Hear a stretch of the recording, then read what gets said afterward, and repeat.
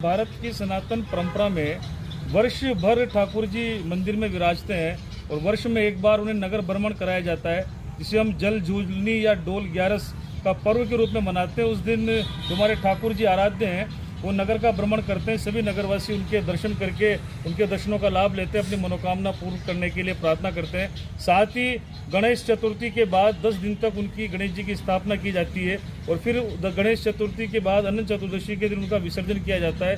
यह त्यौहार एक शक्ति के प्रतीक के रूप में माना जाता है, क्योंकि कहा जाता है कि इसी दिन भगवान शंकर भगवान ने अपने पुत्र गणेश जी को सभी देवताओं का गणधर तथा सबसे श्रेष्ठ साबित किया था। जब गणेश जी को बुद्धि का दाता मान के सर्वश्रेष्ठ साबित करने वाला दिन अनंत चतुर्दशी के रूप में मनाया जाता है। साथ ही ये भी माना जाता है कि महाभारत के युद्ध में लंबे वनवास के बाद जो युधिष्ठिर जीत नहीं पा रहा था, तो श्री कृष्ण भगवान की सलाह पर उन्होंने अनंत चतुर्दशी का व्रत किया और अनंत चतुर्दशी के व्रत के बाद उन्हें शक्ति मिली और उसी शक्ति के फलस्वरूप युधिष्ठिर ने, पांडवों ने कौरवों को हराया और महाभारत का युद्ध जीता। अर्थात शक्ति के प्रतीक के रूप में, बुद्धि के प्रतीक के रूप में गणेश जी की पूजा की जाती है और उन्हें 10 दिन तक उनकी आराधना करने के बाद, उपासना करने के बाद सम्मान के साथ, श्रद्धा भाव के साथ उनका विसर्जन किया जाता है और कहा जाता है कि गणपति बप्पा मोरिया, अगले वर्ष तो जल्दी आ। और इसी मनोकामना के साथ इन कहानियों को हम याद रखें, इनसे प्रेरणा लें, ऐसी भक्ति हम करें। मैं सभी प्रदेशवासियों को बहुत बहुत हार्दिक बधाई और शुभकामनाएं देना चाहता हूँ। ये डोल ग्यारस और ये अनंत चतुर्दशी आपके जीवन में खुशियाँ लेकर आए।